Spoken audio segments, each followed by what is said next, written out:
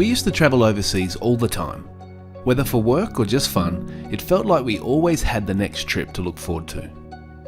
But then life changed. We had kids and the idea of international travel just slipped away. Suddenly every holiday became local camping trips or just hanging out with the boys on school holidays. But ever since the boys were born, I'd wanted to take them to Disneyland. And now that they were 8 and 6, it felt like the perfect time. So we did it. We booked a trip, bought a countdown clock, and got excited. The plan? A 3-week road trip through California and Southwest USA, taking in big cities, incredible national parks, and of course finishing off with Disneyland and some unforgettable theme park adventures. The boys were buzzing, and honestly, so were we. This would be our first big international family adventure, and one to remember. So after a 9-month countdown, the day had finally arrived. So we jumped in the car. Who's ready to go, boys? Where are we off to? America! Took that classic departure gate shot and watched the boys soak in every second. From the first rumble of takeoff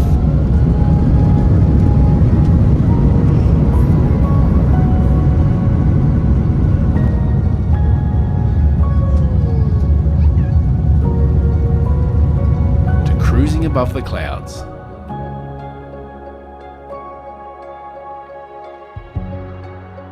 And finally, their weary-eyed but excited landing in Los Angeles. Look at the wind!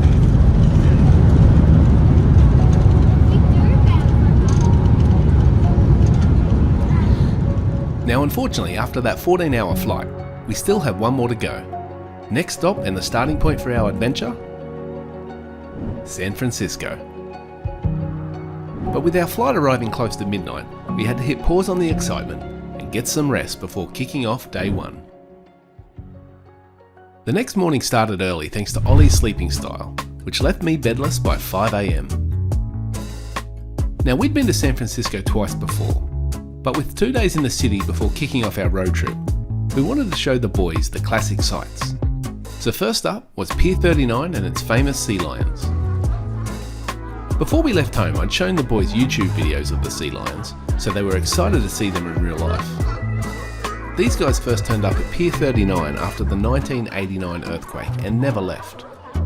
Now they spend their days lounging, fighting for the best sunbaking spot, and barking like they own the joint. Now even though it was summer, the morning started off grey and cold at only 13 degrees Celsius.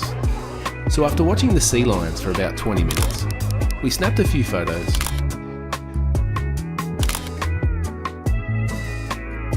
took a stroll past the tourist shops on Pier 39, and then decided it was time to get moving so we could warm up.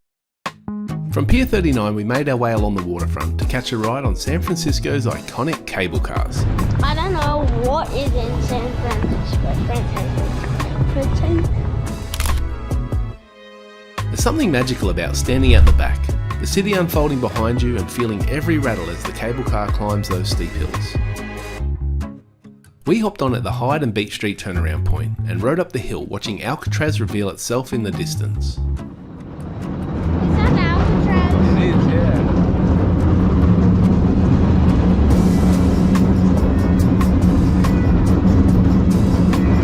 San Francisco's cable cars have been running since 1873 and they still use the same old school pulley system. An underground cable constantly moving beneath the street pulls the cars along the track. A single ride costs $8 per person, and it's just one of those things you have to do when visiting the city. Riding San Francisco's cable cars isn't just a fun way to get around. It's like riding a piece of history across the city's famous hills. My favourite thing in San Francisco is what's it called? The cable? Cable car. My favourite thing in San Francisco is the cable car. Now after walking 4 kilometres from Union Square back to Fisherman's Wharf with the boys, we needed a break. So we swung by Ghirardelli Chocolate Factory for a quick sugar hit, where the chocolate is dangerously good. From there, it was a short walk up the hill to Lombard Street. Known as the world's crookedest street, Lombard Street has 8 hairpin turns packed into a single block. Designed in the 1920s, Lombard Street's iconic zigzags weren't just for show. It was created to help cars safely navigate the street's steep 27-degree slope. But it turns out those turns have made it one of the most photographed spots in San Francisco. After easing into the first day of our USA adventure, jet lag was starting to kick in, so we decided to end it there and head back to the hotel to get some rest for day 2 in San Francisco. The next morning we accidentally slept in, leaving us just 15 minutes to get dressed, pack some snacks and bolt out the door to Pier 33. Today we had a date with one of San Francisco's most notorious landmarks, Alcatraz. Arriving just in time, we walked straight on the ship, grabbed our seats and soaked in the blue sky views of the bay. As the boat approached Alcatraz, the island's stark weathered buildings came into focus, and you can't help but sense the nervousness that arriving prisoners must have felt. Once we arrived, we made our way up the path towards the main building perched at the top of the rock. Nesting season was in full swing on the island, and the boys were stunned by the sheer size of the seagulls. Just outside the entrance, we met William Baker, the last living prisoner of Alcatraz. The boys were initially hesitant meeting someone who had actually served time here, but they soon warmed up, and we snapped a quick photo before heading in to explore. Armed with our audio guides, we set off on the cell house tour. It wasn't long before the boys were fully immersed, listening intently to the stories of the island's most infamous inmates and daring escape attempts. The most famous escape came in 1962 when 3 inmates, Frank Morris and the Anglin brothers, created papier-mâché heads to fool the guards, dug their way out of the cells and vanished into the night, sparking decades of speculation. Did they make it or not? No one knows for sure. Alcatraz was undoubtedly one of the highlights of San Francisco.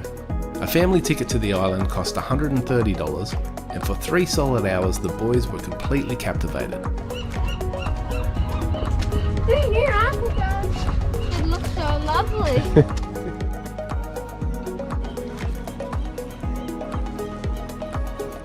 With our time in San Francisco winding down, perfect weather and a free afternoon, it was time to check out the city's most iconic landmark.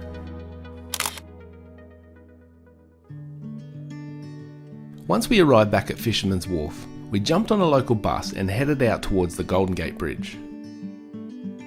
The boys were glued to the window as the bridge came into view, its massive orange towers standing tall against the blue sky.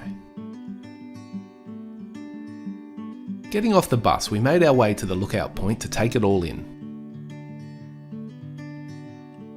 The Golden Gate's towering Art Deco towers rise an impressive 70 stories above the Pacific Ocean, and the bridge's iconic international orange colour helps keep the bridge visible through San Francisco's infamous fog. Painting the bridge to protect it from the salty sea air is a never-ending task. We were here on a Friday afternoon and there weren't many people at all, which made for a great experience. As we stepped out onto the bridge for the must-have family photo, the boys were on the lookout for the painters, but much to their disappointment, they couldn't be seen. After walking to the first tower, we decided to turn around and head back to the visitor centre, where the boys got a taste of the future, as a couple of Waymo self-driving cars drove by with no one inside, sparking an endless stream of questions about how it worked and if we could have a ride. With the day coming to an end, we started walking back towards the city, but we had one last surprise in store for the boys. A short walk to the Presidio brought us to the headquarters of Industrial Light and Magic, where the boys immediately spotted the iconic Yoda statue perched on top of the fountain. Okay, that's